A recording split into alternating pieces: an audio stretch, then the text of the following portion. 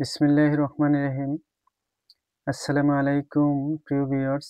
আশা করি আল্লাহর রহমতে যে যেখানে আছেন ভালো আছেন, সুস্থ আছেন। সবার সুস্থতা কামনা করে আরো একটি ভিডিও নিয়ে আসছি শত্রুকে বশ করা।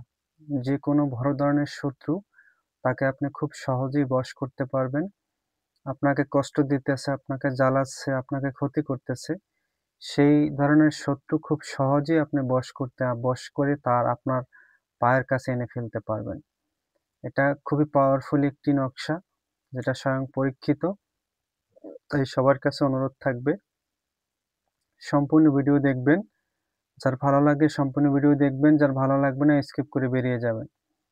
আর এই কাজটা করার আগে আপনি ৪১ টাকা মসজিদে অথবা অসহায় মানুষকে ভিক্ষা দিয়ে দিবেন কাজটার আগে। আর এই কাজটা খুবই সুন্দর একটি কাজ। সম্পূর্ণ ভিডিও দেখবেন। আর এরকম ভিডিও পেতে আমার চ্যানেলটি যদি আপনাদের ভালো লাগে অবশ্যই সাবস্ক্রাইব করবেন, লাইক কমেন্ট করবেন। অবশ্যই চ্যানেলটি সামনে বাড়িয়ে নিয়ে যাবেন যেন ভালো ভালো ভিডিও দিতে পারি। সবাই দোয়া করবেন। আজকের টপিকটা হলো শত্রুকে বশ করা, শত্রুকে বশে আনা। খুব সহজে শত্রুকে বশে আনতে পারবেন ইনশাআল্লাহ। আজকের এই এই নকশাটা ভোজপাত্রে সোমবার দিন ১২টার আগে লিখতে হবে। রক্তচন্দন দিয়ে বানিয়াতির দোকানে রক্তচন্দন পাবেন। সেই রক্তচন্দন গুলিয়ে ভোজপাত্রে এই নকশাটা অঙ্কন করবেন। নকশাটা দেখে নেন। এই নকশাটা অঙ্কন করবেন। অঙ্কন করে নকশাটা অঙ্কন করা হয়ে গেলে নকশার যেখানে শত্রুর নাম লেখা আছে সেখানে শত্রুর নাম লিখতে হবে। নকশাটা অঙ্কন করলেন সোমবার দিন ১২টার আগে, দিনের বেলা ১২টার আগে কিন্তু লিখতে হবে। তারপরে একটি মধু নিবেন, মধুর শিশি নিবেন। সেই মধু ভর্তি থাকবে, মানে 50% মধু থাকবে।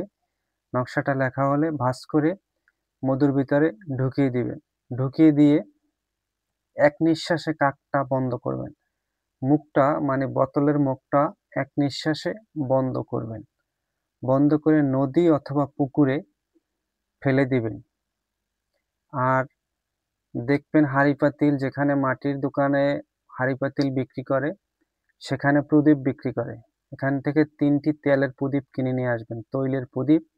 সেখানে প্রদীপ কিনে নিয়ে আসে তৈল দিয়া, প্রদীপে শলাকা দিয়া নদীতে যেখানে আপনি বোতলটা ফেলে দিবেন শত্রুর বশীকরণের জন্য, সেখানে ৩টা প্রদীপ, তৈলের প্রদীপ, সরিষার তেল দিয়ে প্রদীপ জ্বালাইয়া জলে দিয়ে দেবেন মাতা গঙ্গার নামে, এবং বলবেন, হে মাতা গঙ্গা, আমার এই শত্রুর নামে আমি প্রদীপ দিতেছি। অমুক শত্রু যেন আমার বশে চলে আসে, আমি যা বলি তাই যেন শুনে। এটা বলতে হবে। আর নকশাটা যখন অঙ্কন করবেন তখনও আপনার মনে মনে ওই শত্রুর কথা চিন্তা করে অমুক শত্রু যেন আমার বশে চলে আসে, এভাবে আপনার অঙ্কন করতে হবে। আমি নিয়ম আবার বলে দিচ্ছি।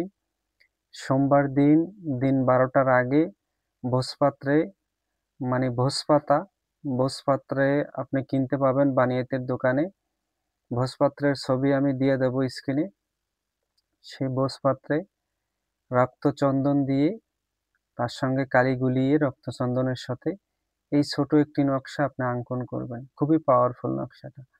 অঙ্কন করে নকশার অঙ্কন করার আগে একটি বোতল নিবেন, যে বোতলে মধু থাকবে, 50% মধু নিবেন বোতলটাতে। ১০০ গ্রাম অথবা ৫০ গ্রাম মধু নিবেন।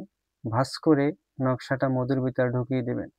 ঢুকিয়ে দিয়ে এক নিঃশ্বাসে বোতলের মুখটা বন্ধ করবেন। বন্ধ করে পুকুরে অথবা নদীতে ফেলে দিবেন। আর ৩টি তৈলের প্রদীপ কিনে নিয়ে আসবেন। যেখানে হাঁড়ি পাতিল বিক্রি করে মাটির, ওখান থেকে তৈলের প্রদীপের কথা বললে দিয়ে দিব। সেই ৩টা প্রদীপে সরিষার তেল দিয়ে শলাকা দিয়ে আগুন দিবেন। দিয়ে যেখানে বোতলটা ফেলে দিবেন, এই মধুর বোতলটা যেখানে ফেলে দিবেন সেখানে এই প্রদীপ নদীতে বা পুকুরে ধরাই দিবেন।